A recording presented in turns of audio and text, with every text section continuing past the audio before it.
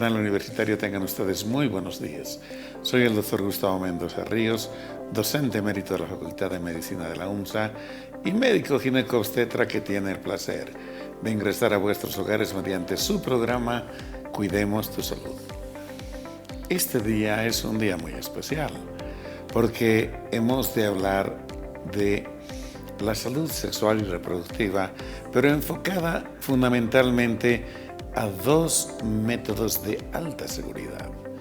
Hemos de hablar del dispositivo intrauterino, mejor conocido como el T de cobre 380A, y de los implantes, varillas que se insertan en la cara interna del brazo y que protegen a las mujeres de un embarazo al menos por 3 años. Este es un método moderno y hoy está de moda especialmente entre la gente joven. Para ello, hemos invitado a un distinguidísimo colega, el profesor Dr. José Luis Dueñas Iturri. Él es profesor titular de la Cátedra de Ginecología, es especialista en salud sexual y reproductiva y, por supuesto, es ginecólogo obstetra.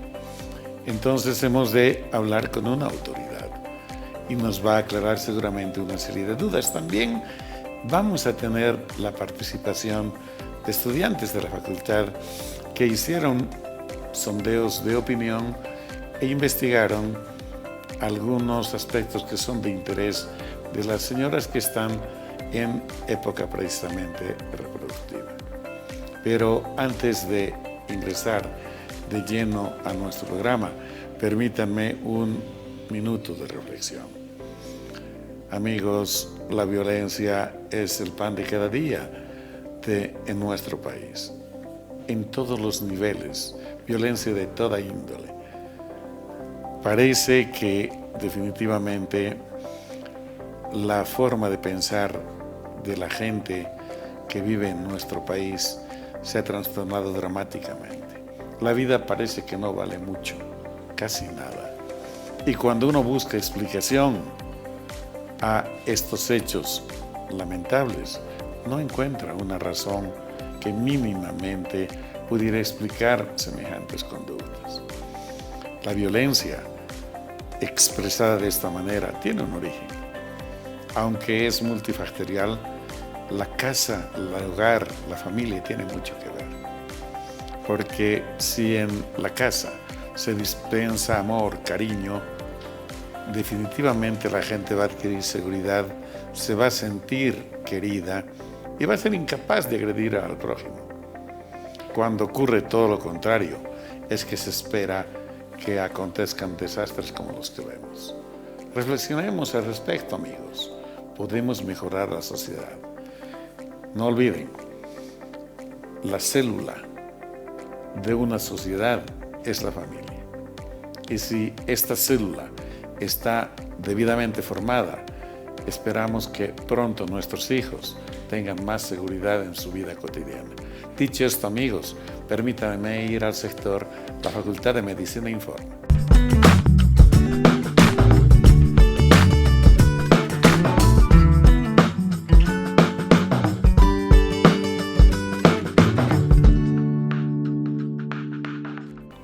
Amigos, la Facultad de Medicina tiene el placer de informar a ustedes que se puso en funcionamiento los gabinetes de terapia ocupacional y fonoaudiología en predios de nuestra facultad.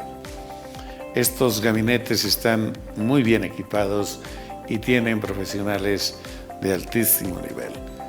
Si ustedes requieren de un servicio en alguna de estas áreas, van a ser muy bienvenidas y bienvenidos a estos gabinetes que, reitero, son muy modernos y cubren una necesidad enorme que hasta la fecha había sido descuidada en el país. Veamos la nota, por favor.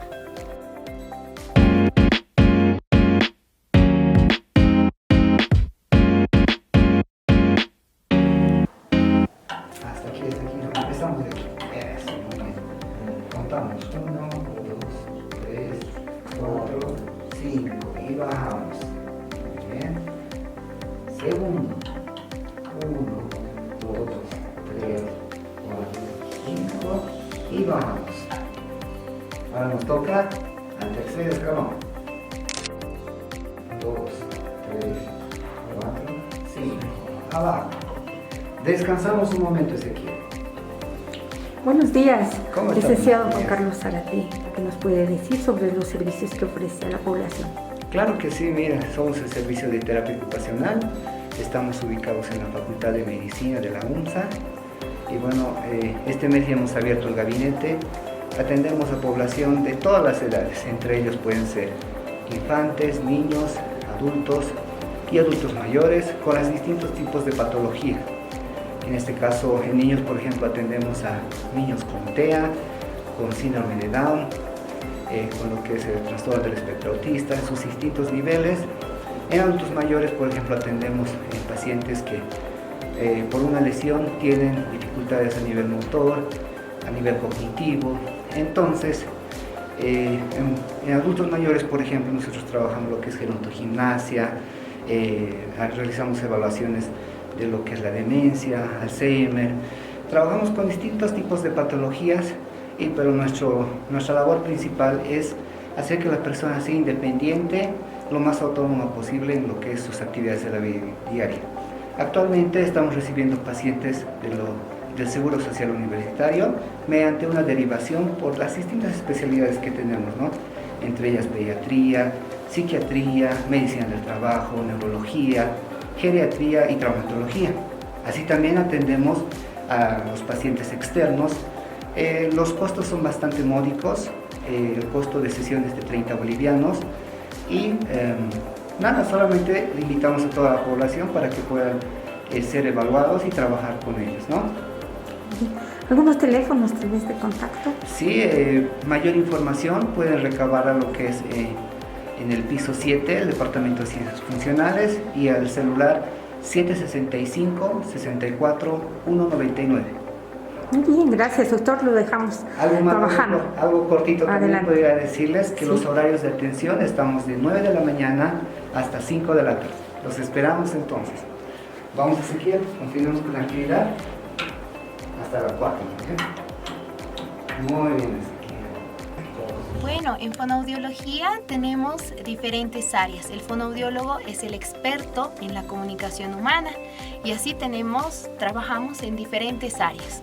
En la audición, que es lo que estoy realizando en este momento, una audiometría, que es un examen de la audición.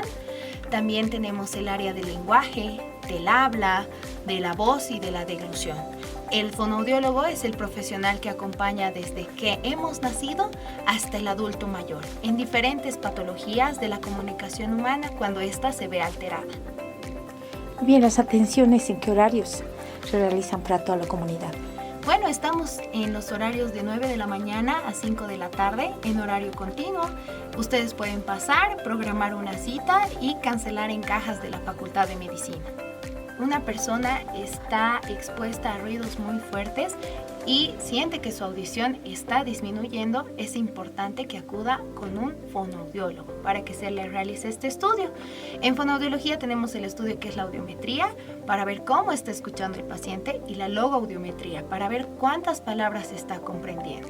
Entonces, como les digo, nosotros los acompañamos a lo largo de toda su vida y no hay que esperar hasta que nosotros realmente ya no escuchemos, sino venir a hacerse un control.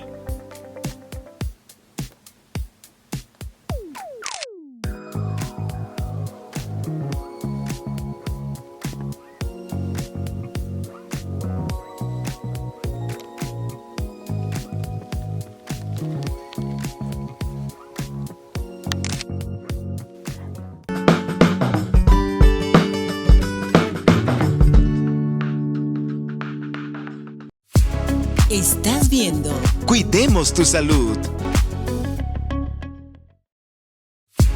Estás viendo Cuidemos tu Salud.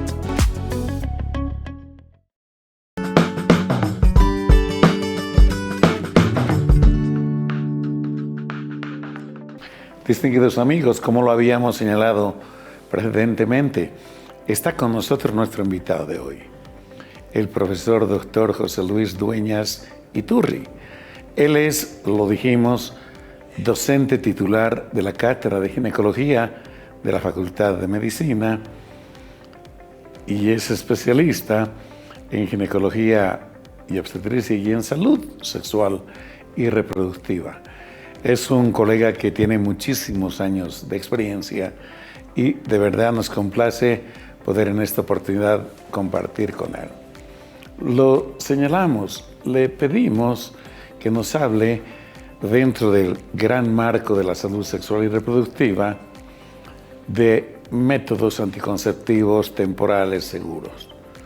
Y de ello es de lo que vamos a hablar enseguida, pero no más palabras. Permítanme saludar y presentarles a nuestro invitado de hoy.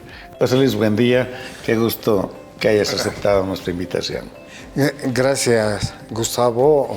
Gracias a todos los espectadores de nuestro canal que seguramente pueden de alguna manera beneficiarse, ¿no?, con esta charla, y pues un saludo para todos ellos.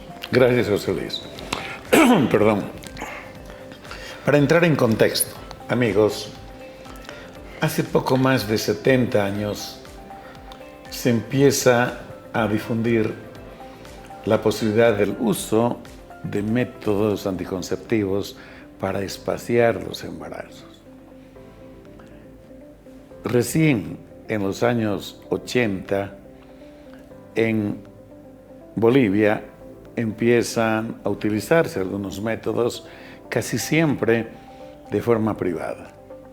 Y José Luis, tú recuerdas que más o menos en los 90, finales de los 80, se implementó por primera vez la metodología anticonceptiva, pero desde el servicio público de salud.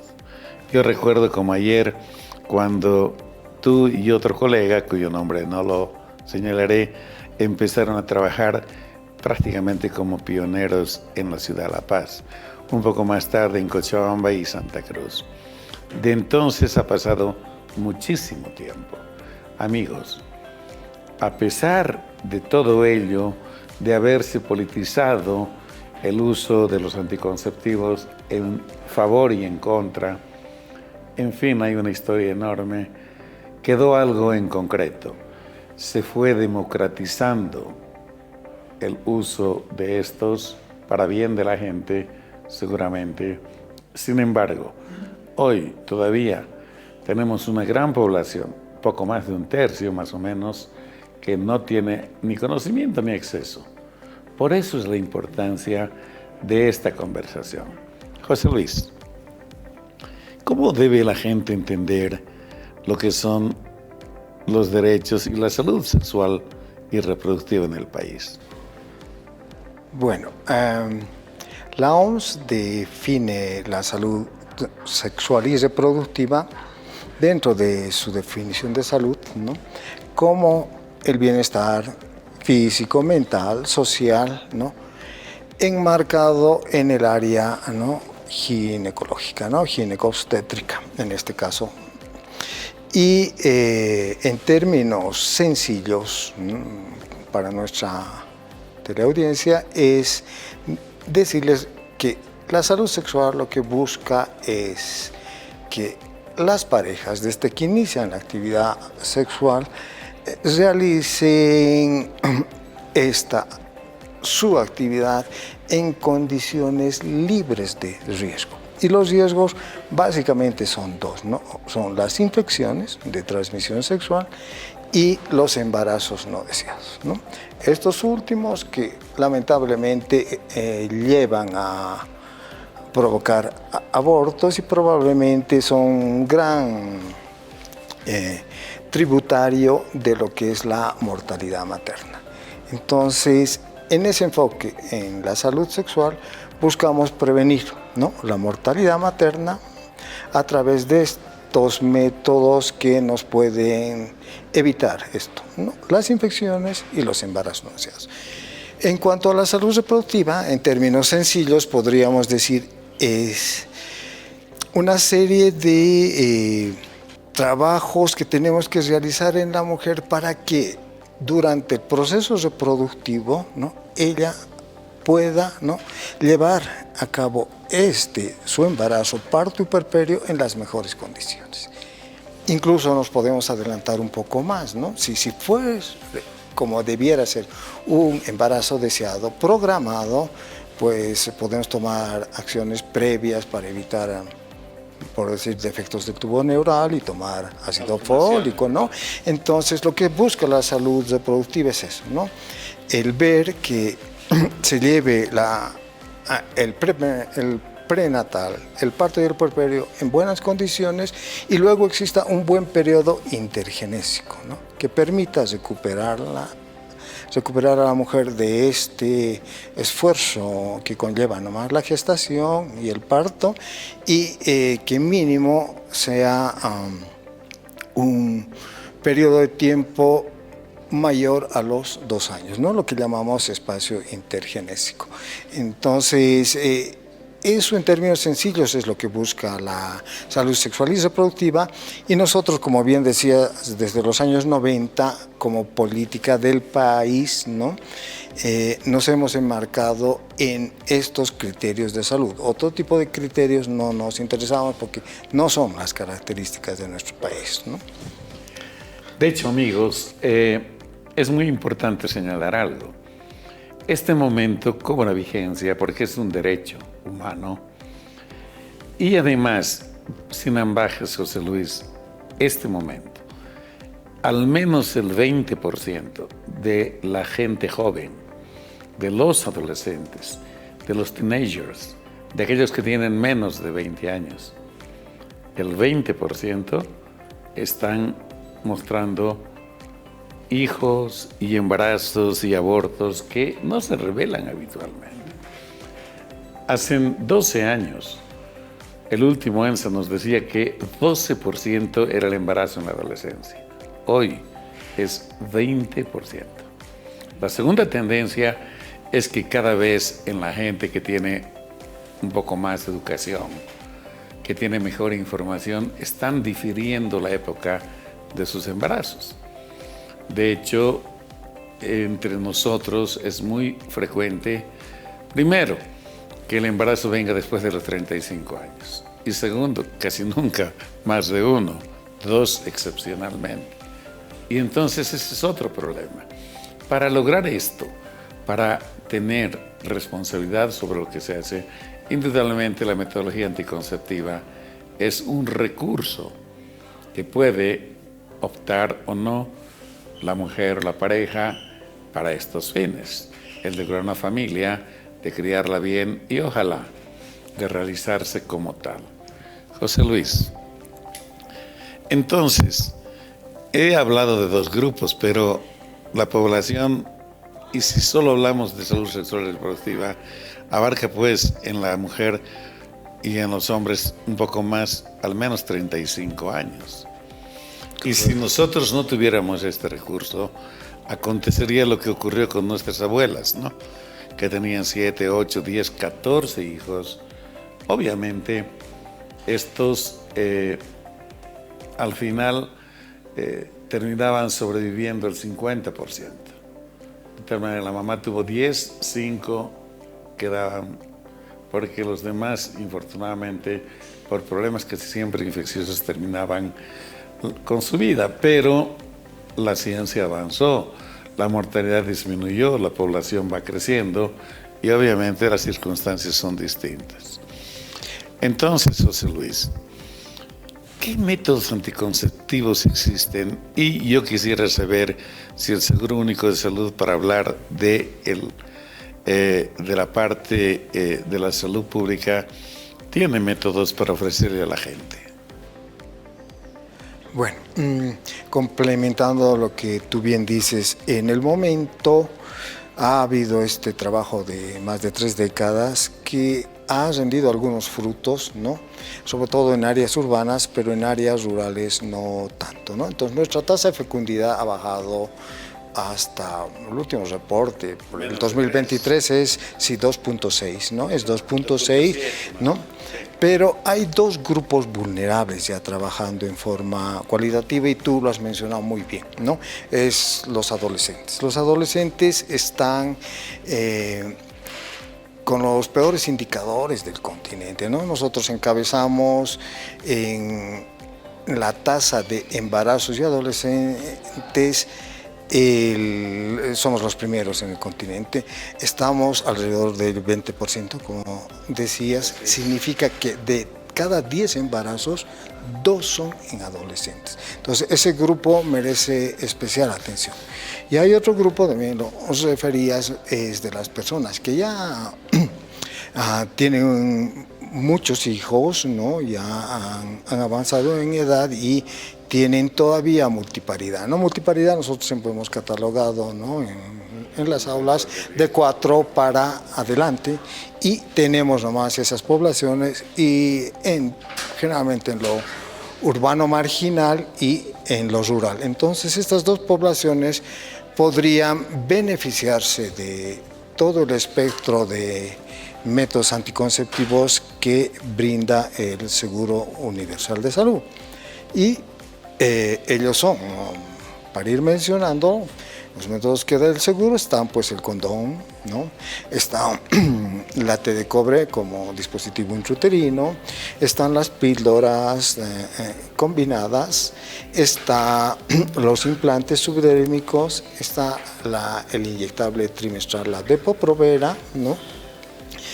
Y también está una última incorporación, la píldora de emergencia. Correcto. Cuando se ha cumplido este ya deseo obstétrico en las mujeres, también en nuestros hospitales se otorga a la anticoncepción quirúrgica voluntaria, que es la definitiva, ¿no? Bueno, al margen de estos, en el área privada, en el contexto médico, hay 6 a 7 otros métodos que obviamente uno los puede conseguir en farmacias, en fin, ¿no? Correcto. ¿no? Como están para ser medicado, el inyectable mensual, los parches, ¿no? Los anillos cervicales, ¿no? De progesterona, todo ello, ¿no? Que también están a disposición y que pues son una alternativa. Entonces, de esto lo que podemos corregir es que tenemos un amplio espectro de métodos que van a cubrir las necesidades desde las más jóvenes hasta las personas de mayor edad, dependiendo de su condición de salud y si conllevan alguna patología, ¿no? Correcto, amigos. Adicionalmente, no nos olvidamos de los llamados métodos naturales que también el servicio presta, cualquier servicio público de salud, cuando, por ejemplo, la gente, por sus creencias, por sus principios, por cualquier razón, prefiere el método de ritmo u otros métodos naturales. Hay uno, el Billings, el sintotérmico, etcétera, que también se le enseña a la gente a usar como otras alternativas. Hemos de enseguida pasar a hablar de un par de estos métodos, reitero, a lo mejor los más seguros y accesibles, pero esto lo haremos enseguida que volvamos de este pequeño corte, por favor.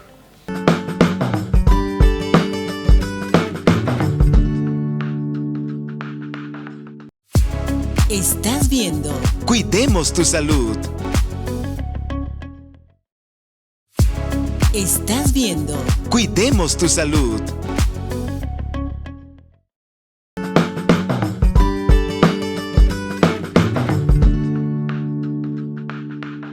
José Luis, para entrar de lleno a tocar estos métodos anticonceptivos, te pido que hablemos del DIU, del dispositivo intrauterino. José Luis, ¿qué es un dispositivo intrauterino?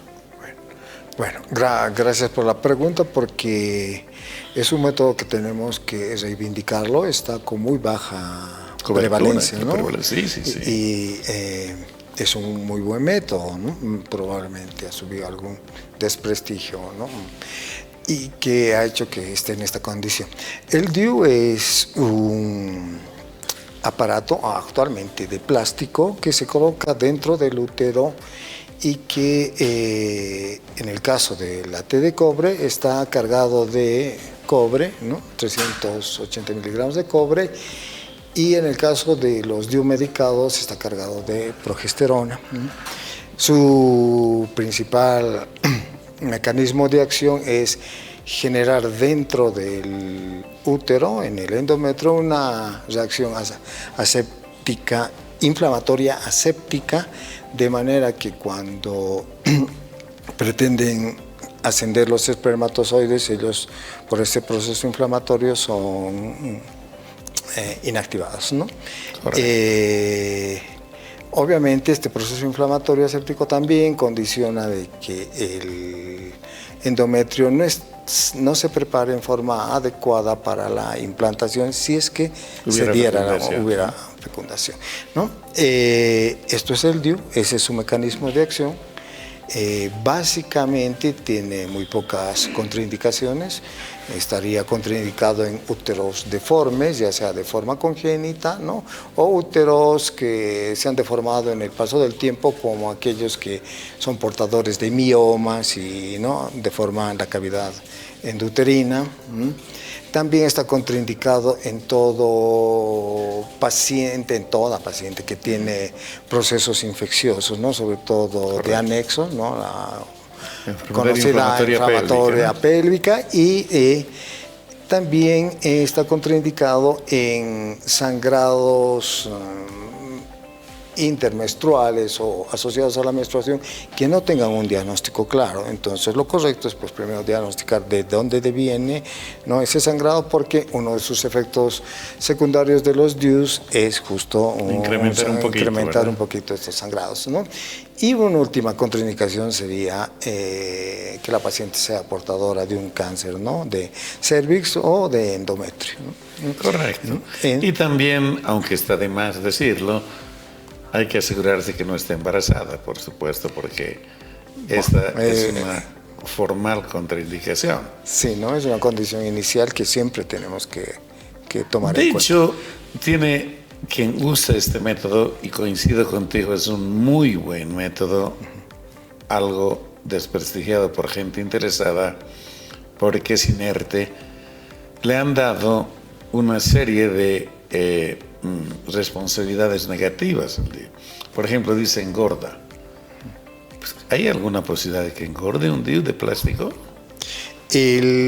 La T de cobre es imposible, ¿no?, que tenga algún mecanismo metabólico que favorezca el sobrepeso o la obesidad. Entonces, totalmente negativo este rumor, ¿no?, que han creado, porque no ¿Produce cáncer?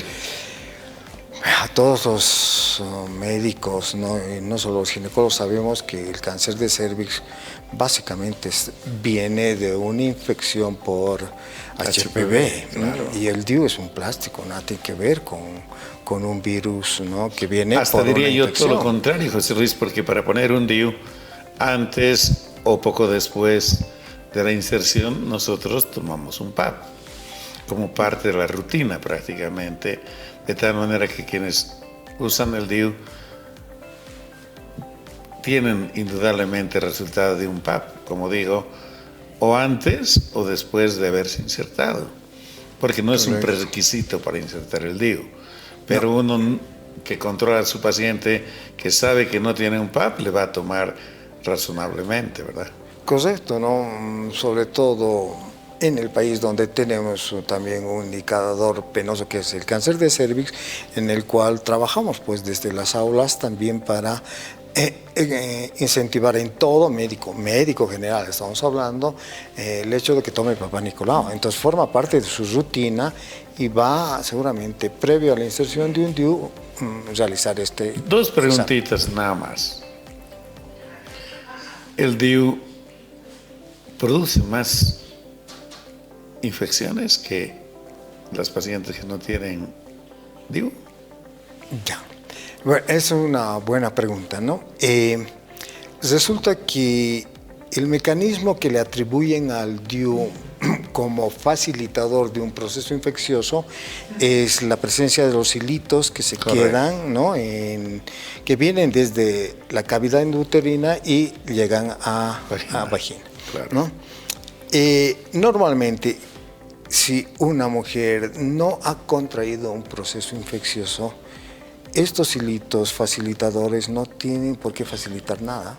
Correcto. ¿No? Una mujer que tiene, ¿no?, en la vagina una flora eutrófica totalmente normal no tiene por qué hacer que a través de los hilos suba una condición infecciosa. Entonces, es por eso que no per se el DIU no condiciona una infección. Pero además, tendría que haber un contagio de algún... Correcto, pero además, José Luis, perdóname, si hay una infección que el médico verifica, primero trata la infección antes de poner el DIU. Seguramente eso es lo protocolar, claro que sí. Amigos, tenemos la presencia de nuestros estudiantes del Dr. Dueñas en el set. Ellos nos van a ayudar a absolver algunas preguntas que emergieron de investigaciones que hicieron con pacientes, con señoras que estaban interesadas precisamente de algunos aspectos referidos al DIU. Y a tiempo de agradecerles, compañeros, quisiera que pueda Paulo primero hacernos la pregunta que él mismo definió era la más importante para el doctor Dueñas. Muy buenas tardes, doctores y querido público. La pregunta es si estos métodos anticonceptivos de los que se ha estado hablando ahora nos brindarían tanto los beneficios de la función anticonceptiva para evitar embarazos no deseados como evitar la transmisión de infecciones de transmisión sexual. José Luis. Bueno, gracias por la pregunta y es una pregunta importante, ¿no?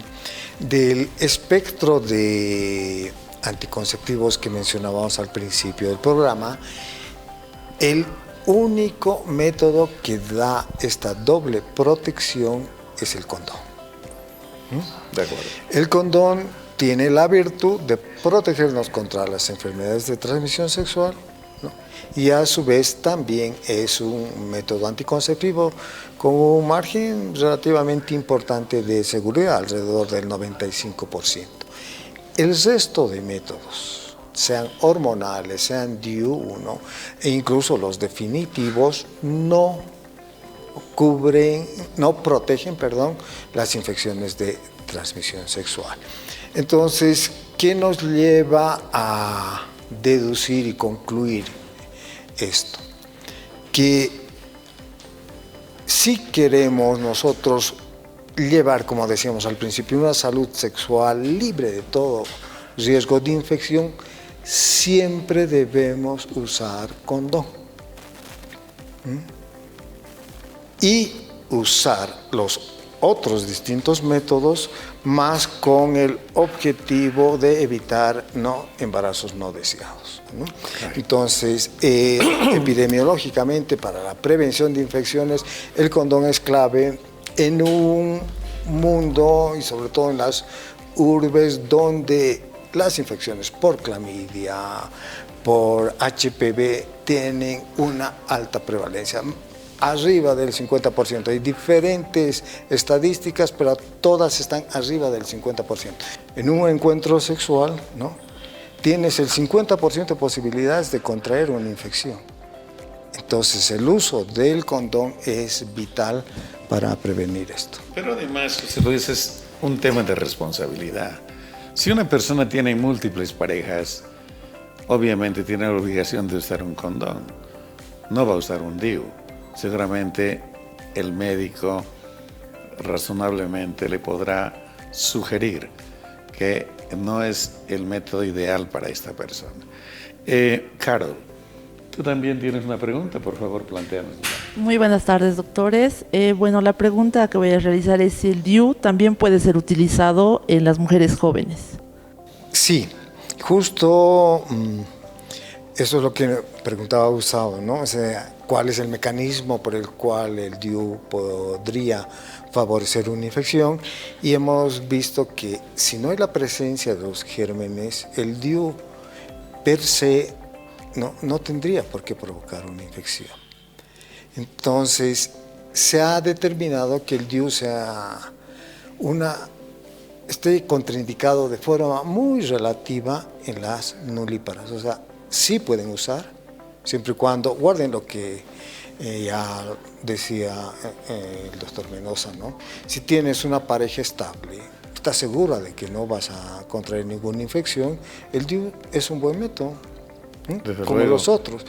Pero si tienes otro tipo de comportamiento sexual al cual no tenemos derecho a meternos, esa es la libertad de cada persona, el DIU, ¿no? Y tienes varias parejas, el DIU no viene a ser un buen método en el sentido de que puedes contraer en cualquier momento de cualquiera de estas parejas una infección y esto haría que los hilos del DIU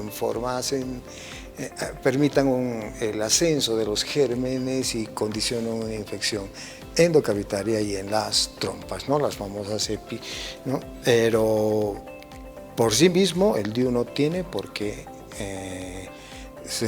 ser un método proscrito para las mujeres jóvenes o que no han tenido hijos, ¿no? De hecho, hoy en el mundo se promocionan DIUs para señoras que no han tenido hijitos, con un éxito absoluto en sus resultados. Y Mildred, tú también tienes una pregunta, por favor. Gracias, doctores. En primer lugar, buenas tardes y buenas tardes a toda la teleaudiencia. La cuestionante en relación a este tema sería el por qué el dispositivo intrauterino no es el método de elección utilizado en nuestro medio. Lamentablemente el DIU bajó mucho en su prevalencia, ¿no? Por encima del DIU están siendo usados como métodos de preferencia, ¿no? El inyectable trimestral, la Depo-Provera. Los implantes ahora se han puesto de moda y pues están colocándose todo tipo de mujeres en distintos grupos etarios, ¿no? El condón sí, por su componente de prevención contra las infecciones también tiene su espacio y muy por debajo está el DIU cuando este método en los años 90 cuando ingresó el programa era el primer método, Desde luego, ¿no? Y a través del tiempo ha sufrido un desprestigio que quizás viene como por causa de falta de educación, básicamente, ¿no?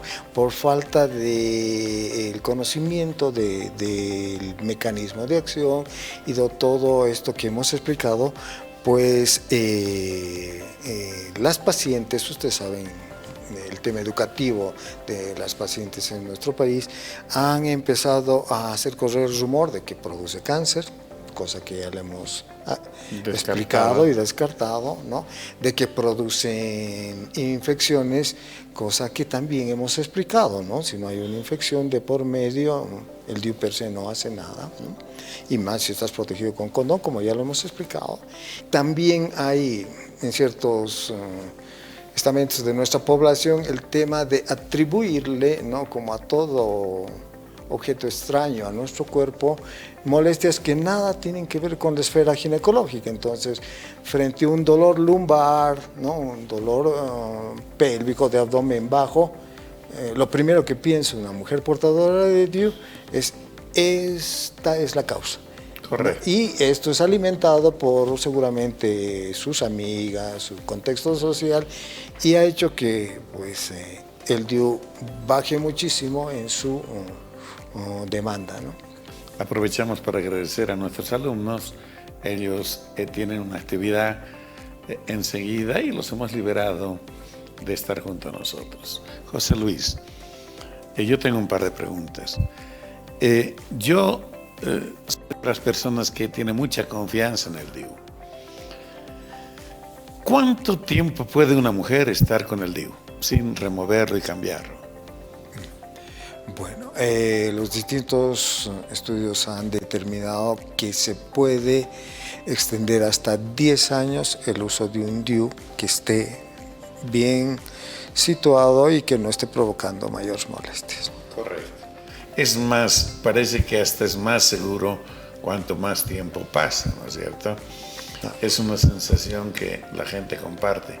Hoy, amigos, se dice que son 12 años. Es decir, cuando uno cree que ha concluido con su expectativa, todavía tiene esta esta posibilidad.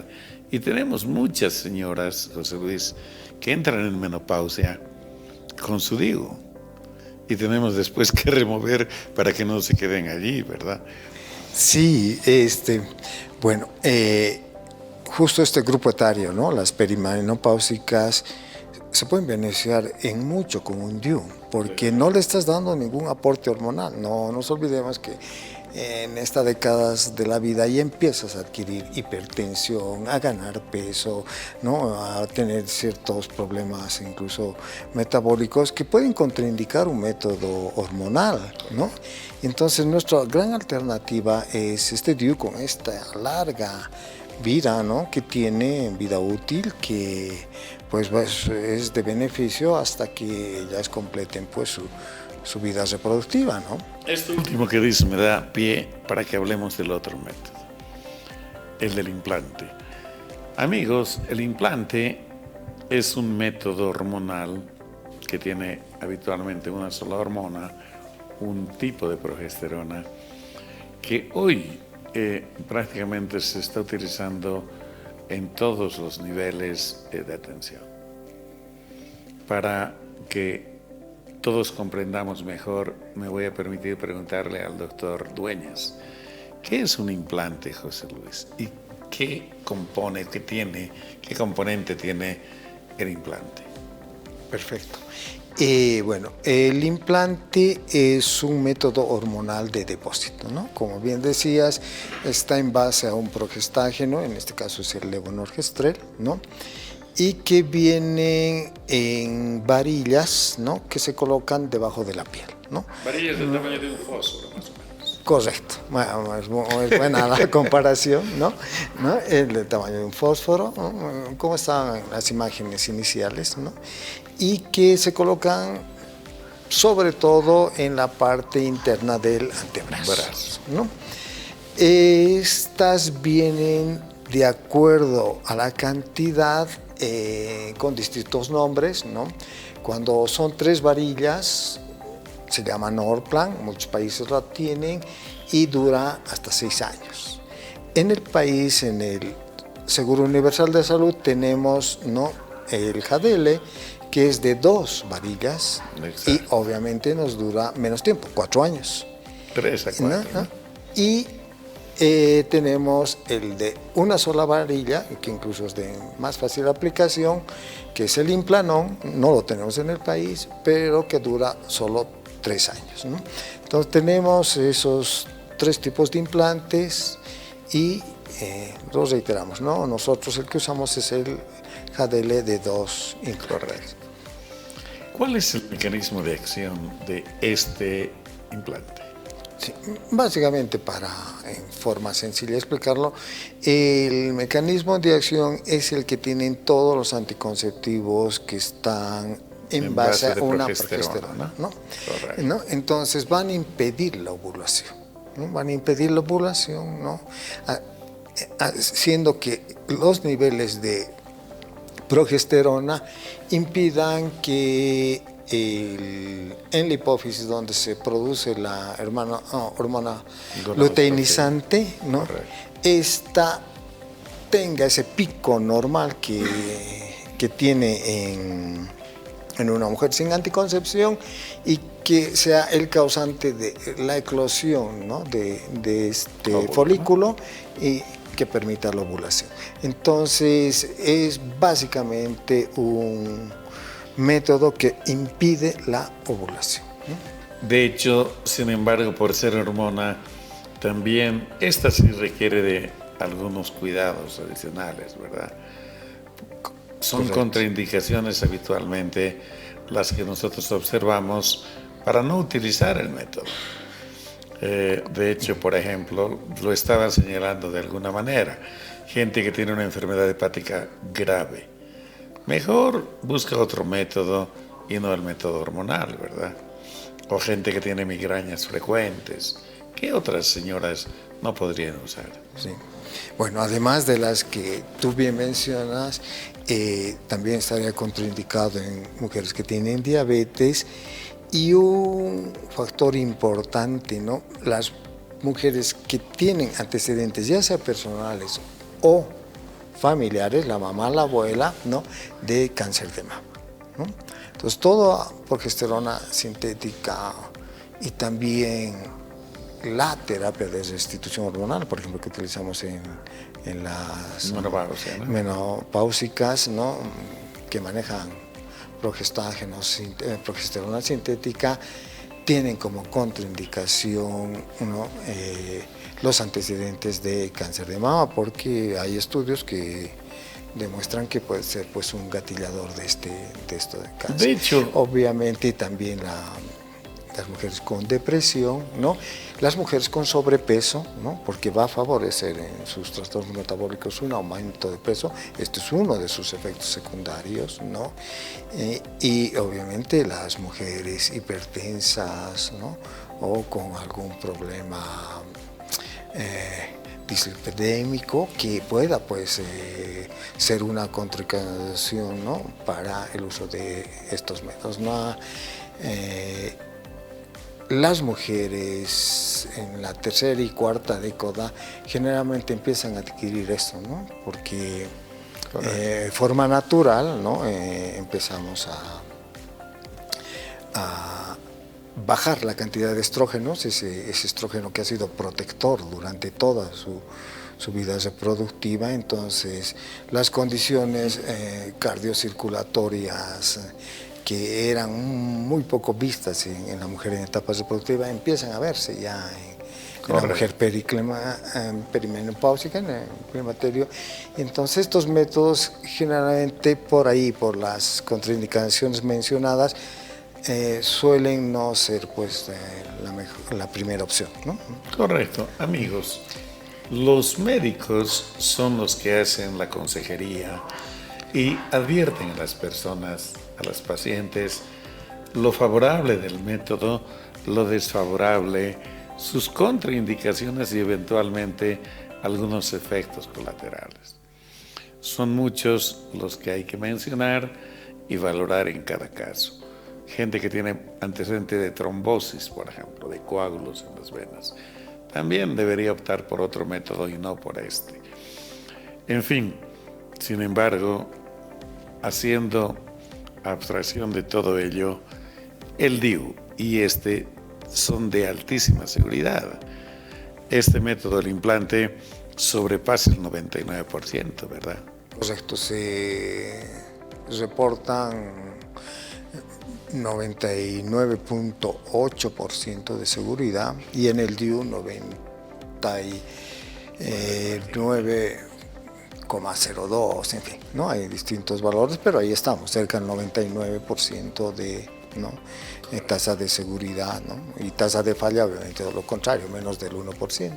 Y adicionalmente, distinguidos amigos, hay un elemento más que hay que citar. Ya el método o los métodos ya no es persona o paciente dependiente, como son, por ejemplo, las tabletas anticonceptivas, que si es que hay un embarazo por no tomarlas, es una falla humana, depende de la persona. En cambio, ambos métodos ya implementados, uno insertado en el útero y el otro en el brazo, hacen su acción porque están presentes allá. Entonces, José Luis, yo creo que era muy importante recordar que estos métodos, igual que muchos otros, de verdad son muy seguros y altamente beneficiosos para la gente. El médico sabe que un método no va a ser para toda la gente. Siempre va a haber una serie de situaciones que pudiera impedir el uso, pero están por eso la variedad a disposición de la gente. ¿Qué opinión te merece esto? Sí, es conocido que a través de toda nuestra vida sexual y reproductiva no usamos un solo método, ¿no? Venimos alternando los distintos métodos que hemos mencionado, hemos mostrado, y probablemente en las personas jóvenes es que utilizamos más métodos de barrera, métodos naturales, que también los explicabas, y probablemente píldoras de baja dosis, ¿no? población que generalmente no trae patologías que contraindiquen, ¿no?, los métodos hormonales, ¿no? Y en las mujeres que ya han tenido hijos, vienen mejor estos otros métodos más seguros, ¿no?, de alta eficacia y en este momento de alta demanda, que son pues el implante, el DIU, ¿no?, aunque también la persona joven también puede usarla, la adolescente, ¿no? Y cuando terminan su expectativa obstétrica, suelen ya a cierta edad, ¿no?, empezar a demandar más bien los métodos definitivos, ¿no? Entonces, jugamos con una serie de métodos a través de toda esta vida sexual, ¿no?, que tiene la pareja, y echamos mano de varios de ellos, incluso los naturales. No siempre no vamos a poder utilizar un método, ¿no?, moderno de anticoncepción, y los de métodos naturales tienen su espacio. Lo que sí, y lo habíamos reiterado antes, es importante remarcar nuevamente que el condón, como un doble método de protección, siempre debería utilizarse en toda esta vida sexual que tiene la pareja. Gracias, José Luis. Infortunadamente el tiempo se nos fue, José Luis. Queremos agradecerte en nombre del programa por tu amabilidad y comprometerte que en una siguiente vez hablemos de otro tema tan importante como este. Tu despedida, por favor. Bueno, gracias por la invitación, y bueno, a los oyentes también gracias por su atención, por su paciencia. Esperamos haber cumplido con sus expectativas de algún modo. El tema es bastante largo, como bien lo decías, pero pueden acercarse a cualquier centro de salud público, y en el ámbito privado obviamente todos los especialistas dominan este tema, y hacer de que su vida sexual y su vida reproductiva esté libre de todo riesgo, ¿no?, y podamos de esa manera mantener, ¿no?, lo que al principio decimos, una salud sexual y reproductiva durante todo este periodo de nuestras vidas. Esto fue todo por hoy. Esperamos que la información realmente haya sido útil para ustedes. Compartan la misma con la familia, con los amigos. Ha de ser muy importante, sin duda. A tiempo de despedirnos, deseamos que la gestión de nuestras nuevas autoridades en la facultad, el doctor Peñaranda, decano, y la doctora Guzmán, vicedecana, realmente se cumplan a plenitud. Desde luego, la comunidad facultativa apoyará a todos estos propósitos. Que tengan un lindo fin de semana, que Dios los bendiga, y no se olviden, cuiden a la familia, a los chicos y a los grandes. Tengan ustedes muy buenos días.